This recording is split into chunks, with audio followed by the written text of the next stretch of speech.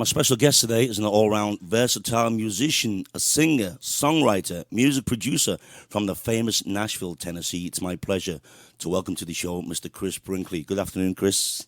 Good afternoon, Joe. Chris, you started in the music business at a very young age because you recorded your first album at 4 years old. Yeah, it's crazy, right? I'm a lifer. Well, my father was a musician, so I'm full second generation. And he was on tour. He came home. My mom was taking care of me. I was really young. I was just turned 4. And my mom said, "Hey, Chris can sing. Your kid can sing." And he's like, "Oh, okay, that's great. That's nice." And she goes, "No, really, he can really sing." Now, this is coming from my parents, so the validity is questionable. But this is their story. So he sat down at the piano and he asked me to sing a song that he had sang and I had heard many times, and I sang it with him. So he started singing with me. This is his story now. He says I started singing harmony with him. And it freaked him out. Wow. So I don't know if that's true or not. That's what he says. So he immediately said, "Hey, let's change our career decision and let's go with the kid." So he took me into the studio. I do have a memory of that, actually. I couldn't reach the microphone, so they had to put me up on this wooden stool. And my mom, I couldn't remember the lyrics. So my mom had to mouth them to me in front of me. She had to stand there and do sign language to help me remember the lyrics. And of course, as you well know, back then, recording was completely different than it is now. You had to do so many things at once because you only had, 8 tracks maximum.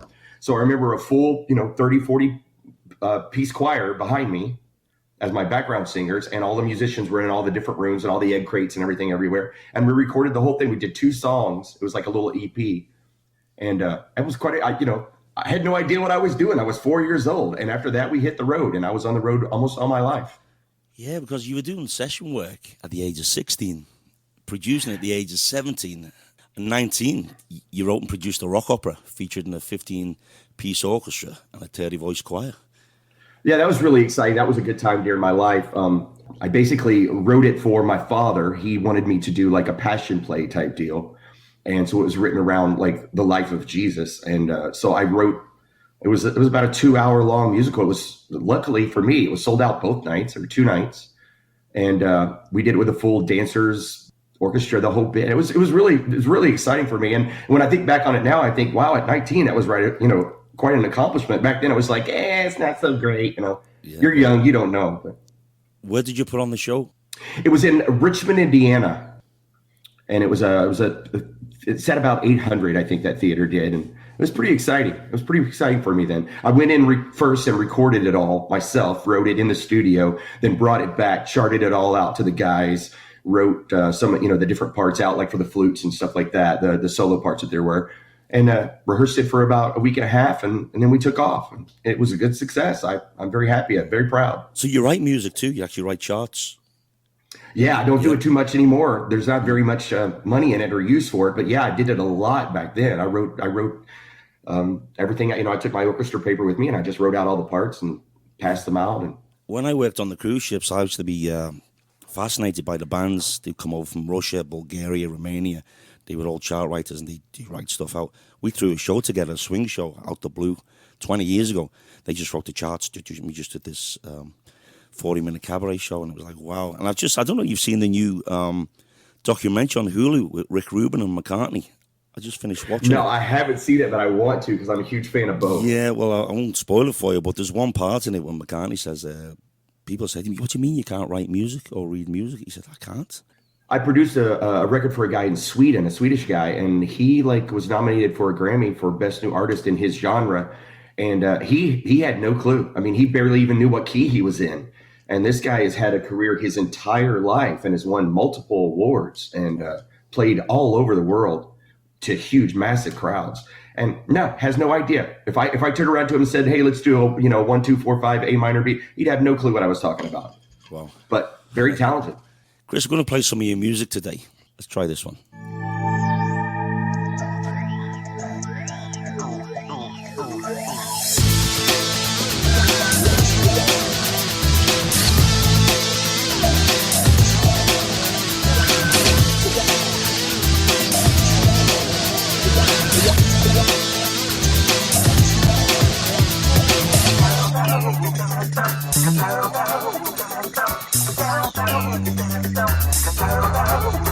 You do parties street when it looked like my defeat. You moved too quick cause I'm not beat, and this is my land. The line is in the sand, sword of justice in my hand. Gloves are off, it's man to man. This is my land. This is my land. Oh, this is my land. Really feel we're gonna make it free. We're gonna live in this place without fear. If you step closer, if you get to near, we're gonna drag your ass from there to here. Really feel we're gonna make it clear. We're gonna live in this place without fear. If you step too close, or if you get to near, we're gonna drag your ass from there to here. Really feel we're gonna make it clear. We're gonna live in this place without fear. If you step too close, or if you get to near, we're gonna drag your ass. You're knocking it down with that low blow, but there's a couple rounds to go. You ever heard of a rubber dough? This is my land. He threw rocks and ran away, broke the giant where he lay. Now he's gonna seize the day. This is my land. You won't walk here in this place, shouting threats up in my face. My name won't be disgraced. This is my land. This is my land.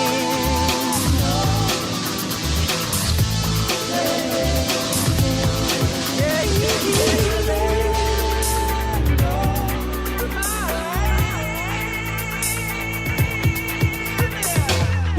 We're gonna make it clear, we're gonna live in this place without fear. If you step too close, or if you get too near, we're gonna drag your ass from there to here. Really feel we're gonna make it clear, we're gonna live in this place without fear. If you step too close, or if you get too near, we're gonna drag your ass. You can make me live a lie, I'm a fraud I can't deny. You expect to see me cry, this is my land. This is my land. Oh, can't you see? I'll give my life for liberty. You made a mistake when you picked me. This is my land. Pick a one, you get us all. Pride makes us stand tall. All for one and one for all. This is my land. This is my land. This is my land. This is my land. This is my land.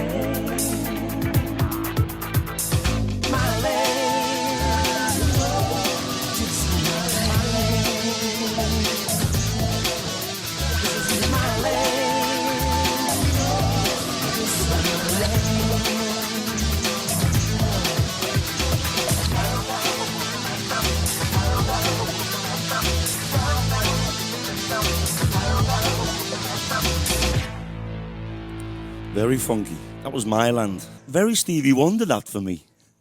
Yeah, Stevie was a huge influence. Earth, Wind, and Fire was a huge influence. Prince back in the day. I have a lot of good influences that that really moved me. But yeah, Stevie's definitely there. I wrote that song on 9/11, the day of the attacks. Actually, I came out of a place of business and the lady was glued to the TV and she wasn't even paying attention to me. And I'm like, hello. And she barely even acknowledged me. And I said, what's going on? And she said, don't you know they're attacking the United States? And I'm like, what? So I went home immediately, turned on the television, and as the story developed, I wrote this song. You know, it's my land. Don't come on my land and threaten me. And basically that's where that song came from. What was it like growing up in Nashville? You know, it wasn't the same then as it is now. It was it was much more music oriented. And I'll explain what I mean by that, but it was much more, it was all about the art, the creation. Now it's more of a musical tourist city. People go there because they love country music or they love music and they want to go in there and they maybe, you know, they'll pay to record records or whatever, but it's really not so much about the music anymore. That's one of the reasons why I moved out. But back then, I mean, I was, I think the first time I did any session work, I was like 13 and my dad took me in and he said, hey, they need a background vocalist, but they can't afford for the whole, you know, set 3 or 4. And I know you can sing all the parts. So we're going to pay you one rate. You're going to go in and sing all the backgrounds. And I said, okay, fine. And that's what I did. I sang all 3 parts all the way through the song. And that's how I started. And that's how I learned my, watching those guys like you were talking about when I go charts. Nashville charters are amazing. They have their own system of doing it. They do it all by numbers. Yeah. And I learned from those guys. The drummer on that session was Billy West, who was Eddie Rabbit. You know, I love the rainy nights. I love the rainy nights. It's that guy. It was his drummer who taught me how to do session work on drums. And he was the drummer for that session. It was great. It was quite an experience. Because your main instrument is keyboard, right, Chris? But you do play multiple instruments. Yeah, I play keyboards almost all the time now, but drums, they were my first instrument. They were my first love.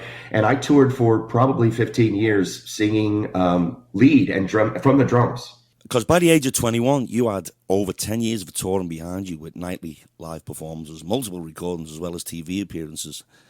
So you did start young.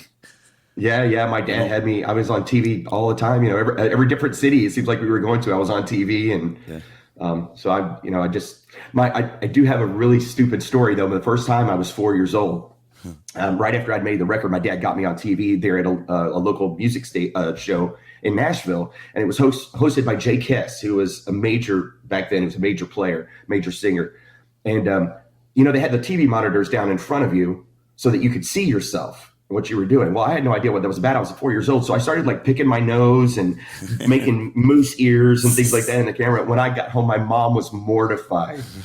She was completely mortified. My dad's talking to this guy all serious about my music career, and I'm doing all kinds of faces in the TV camera. But that was my first TV experience there. Let's play another track. Talk us through this one, though. I Don't Want You Around. When I wrote this song, there was a girl that I had been involved with, and she really, it's a classic story. There's always a girl. Yeah, and she infuriated me, and I kind of find out she was lying to me and whatnot. And so I wrote this song about her and just decided to do it for her. I guess against her maybe would be a better word than for her. Let's hear it. I Don't Want You Around.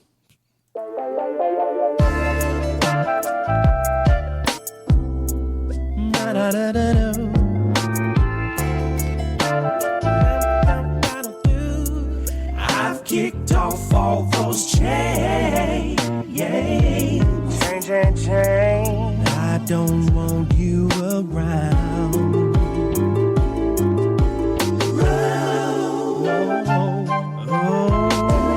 Don't bother me. I'm sick and I'm tired. I just wanna be free. I've kicked off all those chains that you put on me. I don't want you around. No. Ooh, I've got time invested. For you I gave my best, but something is bothering me. No, the way we're fighting daily has got me thinking maybe there's something better for me. And I wanna say I don't want you around to bother me. I've grown sick and I'm tired. I just wanna be free. I've kicked off all those chains that you put on me. I don't want you around. I won't call on the phone so you can tell me your lies. I won't meet you for lunch so you can say goodbye. I've done all that I can, but it takes two to try. I don't want you around.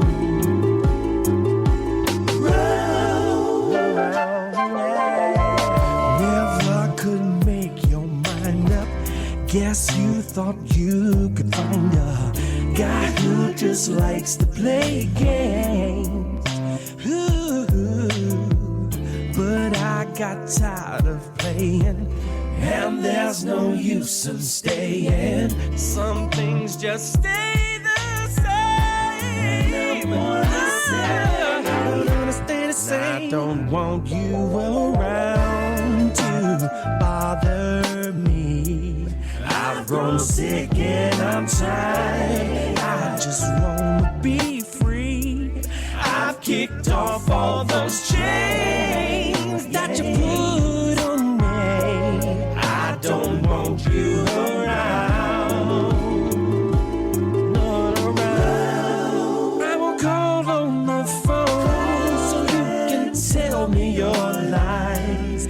I won't need you for lunch, so you can say goodbye. I've done all that I can. It takes two to try. I don't want you around.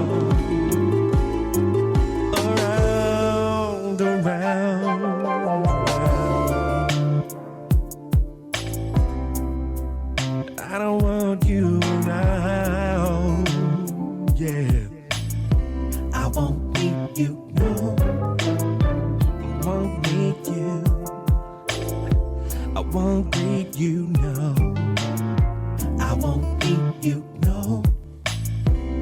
I don't want you around.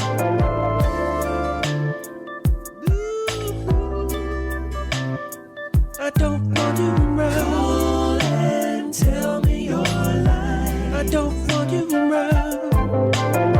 I won't need you, no.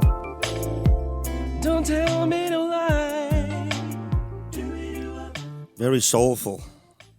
Thank you. Great vocal range, man. You got a tremendous vocal range. Oh, thank you, brother. Thank you. All your stuff's very soulful. Yeah, well, again, a lot of the stuff that my dad did was church, was gospel music, and he was actually an ordained minister on the side as well. So I grew up in a lot of black church, and that's where I learned to sing. And it was so funny because the older I got, a lot of wonderful African American folk would come up to me and go, "Man, you sound just like a brother." I'm like, I just sound like I sound. That's how I was taught. I have no idea, Yeah. And of course, the older I got, the more I realized that it was kind of odd. Now, I guess they call it blue-eyed soul a lot around in the music world. But yeah, white people singing soul music. It's just kind of the way I was raised. Well, it's like Mick Hucknall, Simply Red. Yeah. Oh, yeah. Great soul voice. Bobby Caldwell. Yeah. Just tremendous soul voices. I want to talk about your songwriting because you've had various artists record your music. You've appeared on over 50 records. Yeah, I have. It's probably about 90 songs recorded by artists, all over the place, all over the world. But again, it's a difficult music business, and I think I make about $10 a month in royalties. So it's nothing to pat myself on the back about. But some of those songs obviously have quite a bit of emotional investment for me and are very dear to me. I know it's such a shame. I talk about this fellow musicians all the time, the way the industry is now. I've noticed myself how it's dwindled in CD sales with Spotify and iTunes and the rest of it. Bandcamp's a good thing because all the artists get 90%. Yeah. But then again, the problem I find you got then is getting people to download Bandcamp because people are programmed. They go, I do iTunes or I do Spotify. So to get people to say, can you go on Bandcamp and buy me music there? Because I get 90%. It's a hassle for them. I have a love-hate thing with it, really. I mean, I remember when it first started happening, and artists like Garth Brooks and those kind of guys were kicking against it, saying, we're not going to make any money. They're stealing from us. And this was coming from people who had, 4 Bentleys and 6 houses, and and so I didn't really care for their take on it. And I thought to myself, you can't fault the consumer. If this is the way that the consumer is going, you don't really have a choice but to go with them. And to kick against it, all you're going to do is lose fans that way. And you're just going to make people mad. Be progressive and find a way. And yes, obviously it hit us really bad. It hurt us quite a bit financially. But I'll tell you one thing that it did do. Now, with the technology, everybody's got a recording studio. I mean, I can throw a rock from my house and hit 52 recording studios. Yeah. Everybody plays guitar, everything. And it's made it so accessible now that the only people that excel, and it's making people do it because they love it again, I guess is what I'm trying to say. And to me, that's really important. Elvis didn't do it necessarily to be rich. Elvis did it because he loved it. Yeah. A lot of those guys did that. And for 30 years now, people have only been in the music business to get rich, and it's made the quality suffer. And so in that way, it's a good thing. Do what you love. Don't do it to get rich. Do it because it makes you happy and it makes other people happy. What we do makes people so happy. Yeah. And to me, that's a very noble course. I was just saying it's so tough getting your own stuff out there these days, As you know, I entertain, you entertain. And yeah, I started out as a kid back home, 13, 14, 52 now, still doing it. Because I do love it. It's in our soul. It's what we do. It's what we're about. It's what we are. Yeah, it really is. And you know, I had the pleasure of seeing you in San Antonio there when I came through. And to be honest, you made our vacation. I mean, you made it worthwhile to us. And so what we do has a noble purpose. It really, we do make people happy. We're going to play another track, then we're going to talk about your collaborations.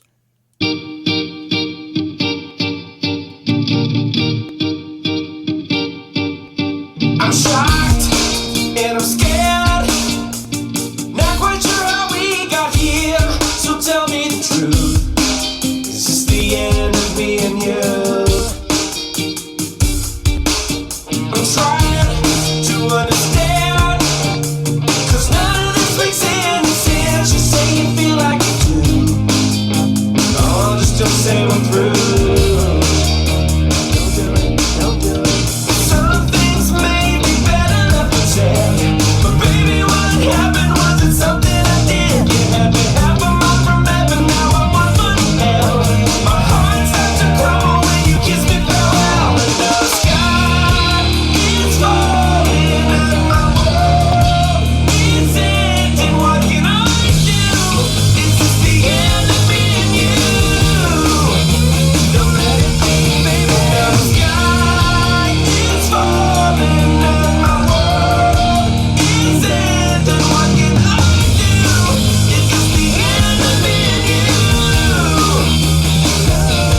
This is the end of me and you. Yeah, nothing I do. No. It's so hard to breathe. Standing here in disbelief. Did I do all that I could? This is the end of me and you. Don't fight every day. There's gotta be some better way. Oh, baby, this should be the end of me and you. Listen, girl, some things may be better left unsaid. Baby, what happened wasn't something I did. You had me half a mile from heaven, now I'm 1 foot in hell. My heart starts to crumble when you kiss me farewell. And the sky is falling and my world is ending. What can I do? This is the end of me and you.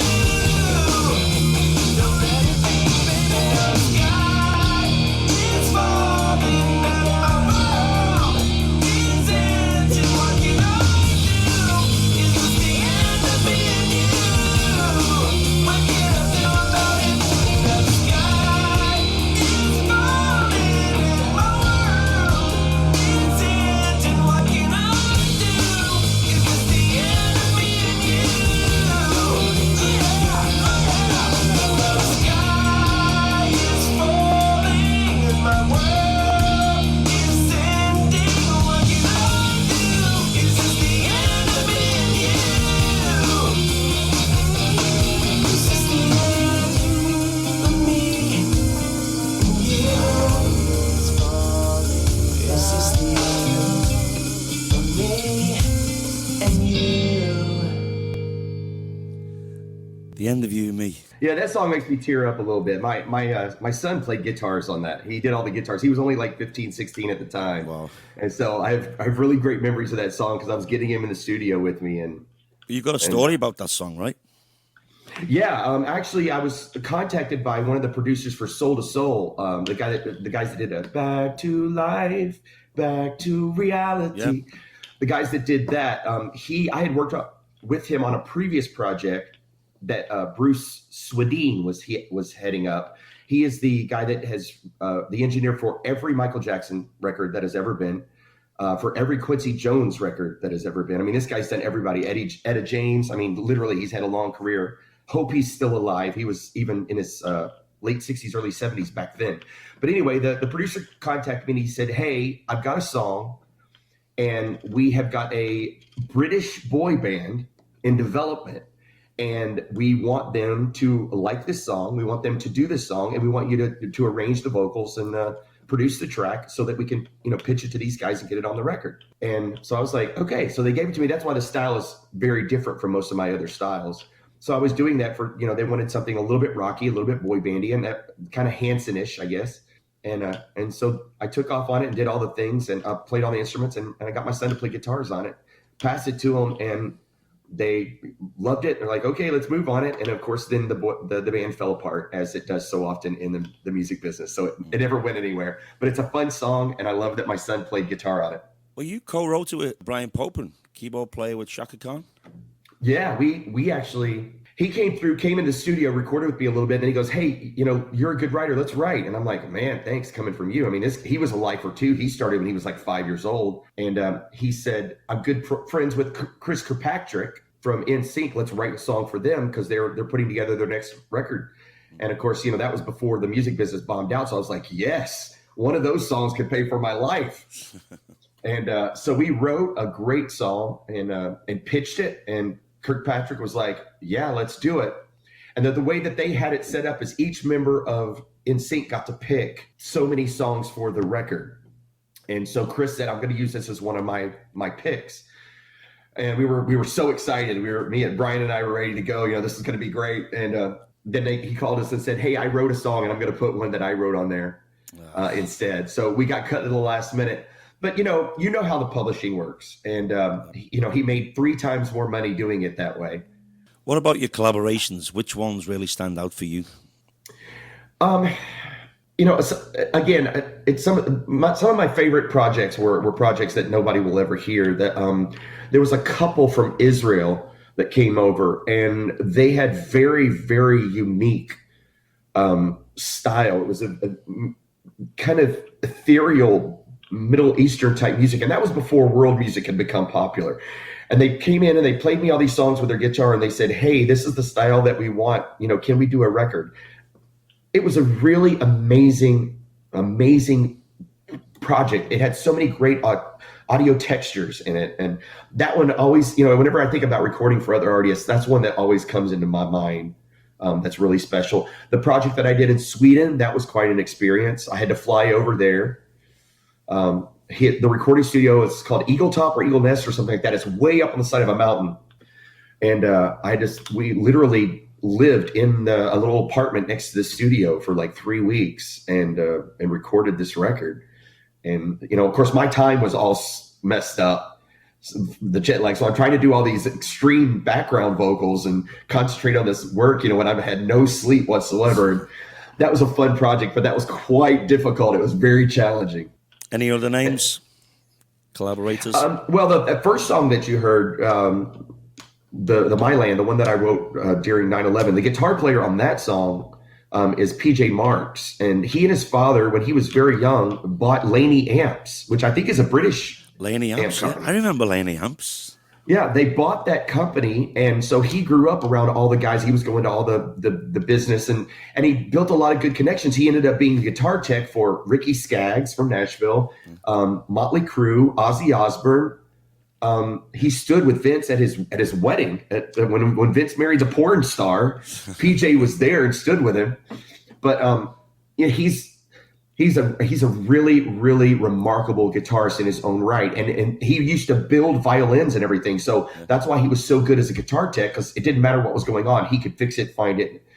And he even had a recording deal at one point. But anyway, we did lots of records together, PJ and I did. And he's a great guy. Weird story. The government contacted PJ and asked him to build a ballistic, a bullet, because it was made out of similar stuff that violins were being made out of at the time. So he's like, sure, I'll do it. So he spends like 7-8 years developing a bullet for the Department of Defense, spends hundreds of thousands of dollars. Then when he gets it, they take it from him. They steal it from him. He sues them, wins like $10 million.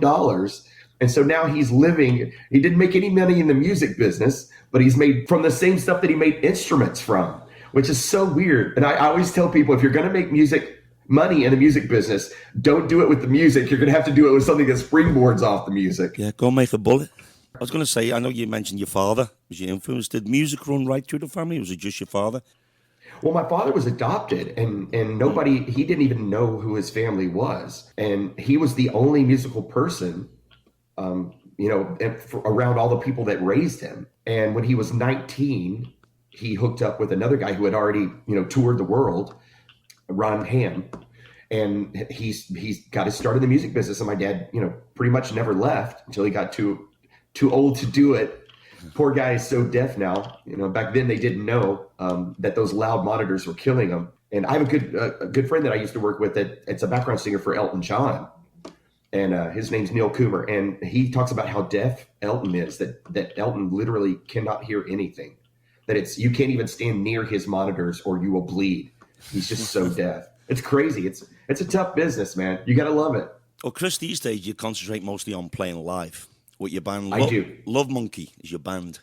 That's my band. Yeah, and you're based in Jacksonville, Florida, right? Yes, we are. We do.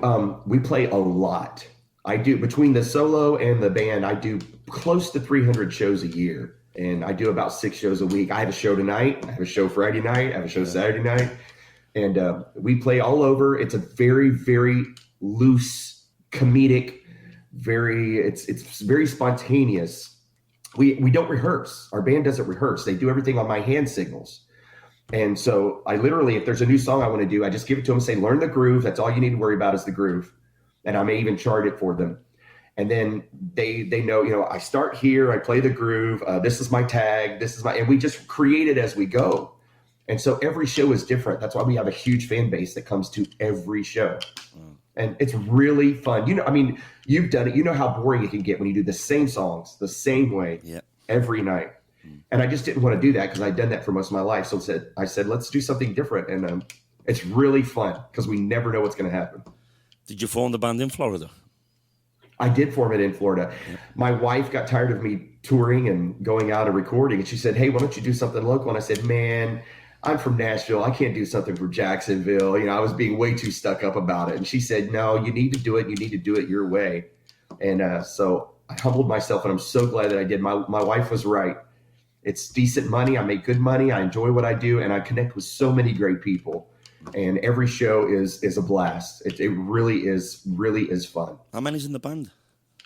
There's just 4 of us. I do keys and lead, run sound, and everything I can do because I'm a cheapskate and I want to make more money.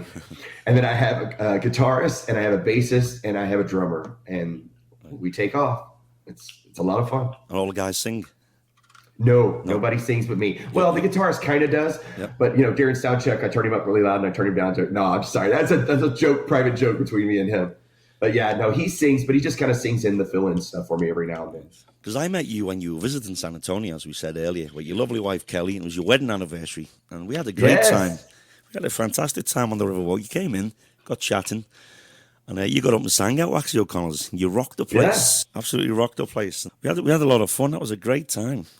You really made it nice for us, and I will appreciate that always. That's very nice. I remember when we swapped numbers, you and me, and the next morning I woke up and looked at my phone. Where did I get Christy Brinkley's phone number from? What's this?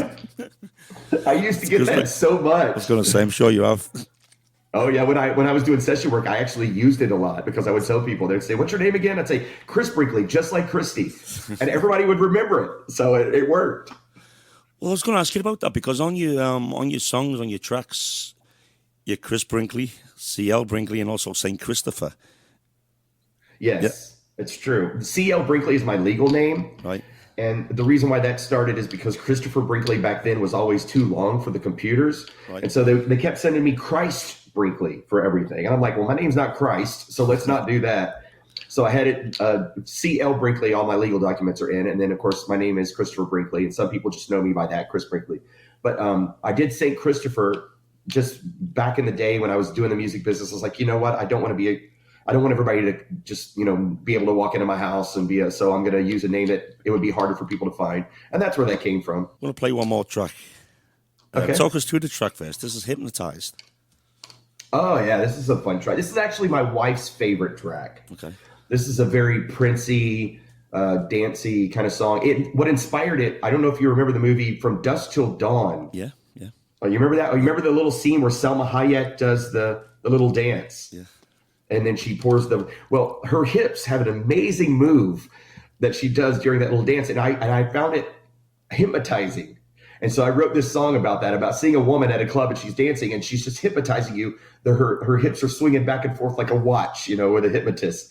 And that's where this song came from. And I wrote it and produced it and recorded it and played all the tracks and the vocals. And it's her favorite song. It's my wife's favorite song. Okay, let's play this one. This is for Kelly.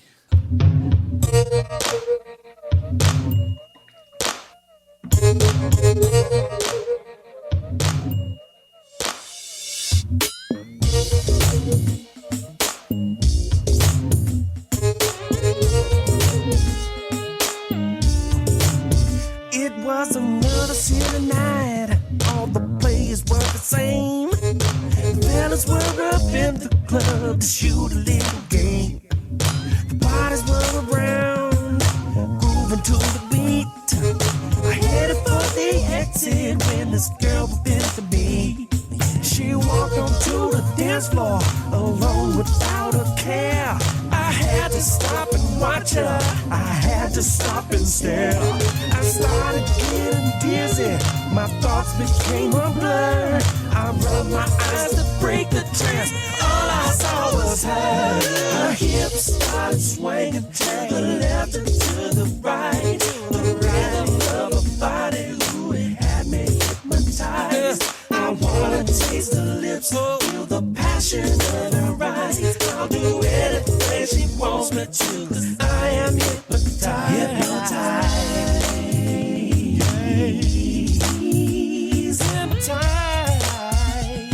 Yeah. I woke up and I was sitting with this girl inside my car. We headed for I don't know, but we didn't get too far. We pulled up to a stoplight, she turned on the radio. The light turned green, the car's behind me, but I couldn't go, no. I heard her laugh out loud as she jumped into the street. The light turned red and then she kicked the shoes off of her feet. Her hips started swinging to the left and to the right. The rhythm of her body, ooh, it had me hypnotized. I wanna taste the lips, feel the passion in her eyes. I'll do anything she wants me to, 'cause I am hypnotized. My body starts to shake, my thoughts become a blur. I lose control, I lose my mind, and all I want is her. Around me starts to spin, my fever starts to rise. I couldn't shake the spell.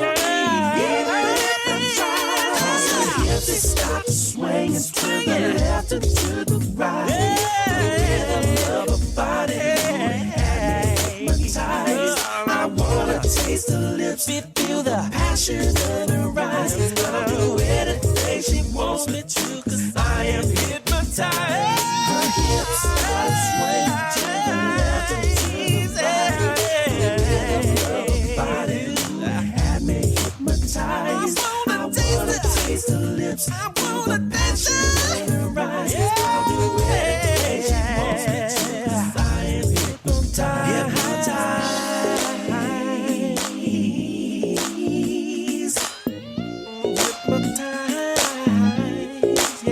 Hypnotized.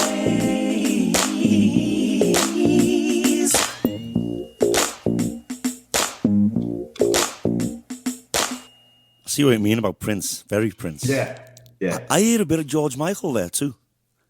It's funny that you should say that. I always forget to list him as an artist because I wasn't a huge, Wham fan. But I got to tell you, just sheer pop records, that Faith record was one of the best pop records ever. I love him as a songwriter, the solo stuff. Oh, yeah. The Cowboys and Angels, great stuff. He could really, really sing. He didn't get enough credit for that because he did all the cheesy pop stuff. But the boy was really talented, man. He could really sing. And I did listen to that Faith record a lot. I like the older album, Jesus to a Child, Spin the Wheel. But talking about Prince, you say Prince is a big influence?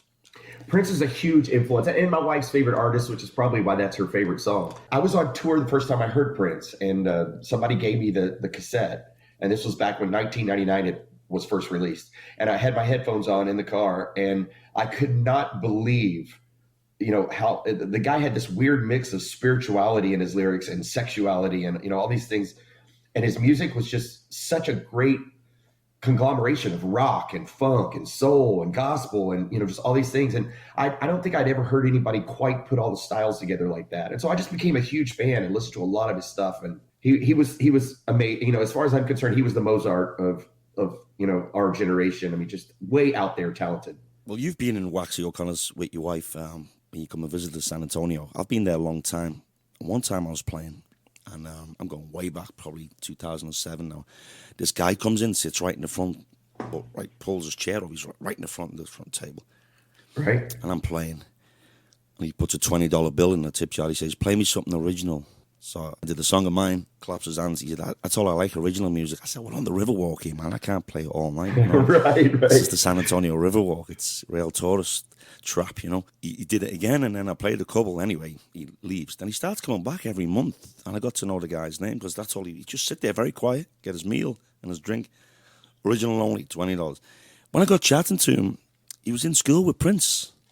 Nice. Yeah, he went to school with Prince, and he showed me the yearbook, the actual Nice. school yearbook, and he was there, and he was telling me how great basketball player he was. Oh, yeah. And he was telling me stories about, he'd go in a music room at lunchtime, and he'd just be at the piano. Quiet kid. He was a friend of Prince's right through school, this guy. Yeah. Prince is he was quite a teenager, so I hear, as well, growing up, and started so many other artists. And yeah. I started a story with Terry Lewis and Jimmy Jam, who also went to school with him. They did the band Time with him, and they produced all the Janet Jackson stuff, and also the British band, the couple, Don't You Want Me? The Human League. Yeah, they produced them as well. Anyway, I heard an interview, and he said, when we were in school, he said, I'm a keyboard player, and I'd sit down and play, and I would get up, and Prince would sit down and outplay me. He said he outplayed everybody in his band on every instrument, and that's just amazing. Guy was so talented.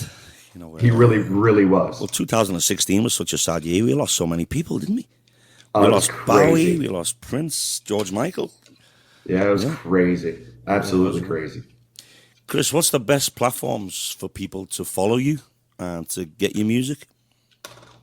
Well, I don't do everything that you've played today is at least like probably 15 years old. I don't do a lot of original music anymore, to be honest with you. I'm too busy making money to live. Yeah, and I play a lot of originals. Live, yeah. But I don't. The originals that I have, they're available online. There's quite a few of them. You can iTunes. I don't think they're available anywhere, but if you look up St. Christopher on iTunes, you'll see a picture of a bald-headed guy with a big long beard. That's me. And and I think most of the tunes, if not all the tunes that you've heard today, are on there. Well, they're great tunes. You know, they sound timeless to me, even though they're 15 years old. You say that could be made today. Any of them tracks, honestly. Oh, well, that's very kind of you. Really, man. Yeah, I don't even have my studio anymore, unfortunately. I play live so much, and it just kind of sat around. So I gave it to my son. He writes a lot of music for like games and video games and things like that. So I gave him my studio. But you do have a website. I do have a website, chrisbrinkley.com. Okay. And the tunes are on there as well. So that's, there you go. They're more than welcome, and that's all free. And you can't download them, I don't think. It's been a while since I've been on there, but you can certainly listen to them. Well, there you go, folks. chrisbrinkley.com. What about the band? You have a Facebook page and all that stuff for the band? We do. It's lovemonkeyband.com, and we have Love Monkey Band on Facebook, and we play all over the place. If you're ever in Jacksonville, come see me. And Joe, if you're ever there, you've got to come play with me, man. You got to get up on stage with me and play. You did, yeah. I need to come back, and I need to go over there to you. Oh, yeah. We'll have a blast, man. The place will burn down. I promise you, it will burn down. Chris, it's been a pleasure, mate. Thank you so much for joining us. Thank you so much again for making my anniversary so nice in San Antonio. You're a great artist. Great artist. Thank you. Chris Brinkley, everybody.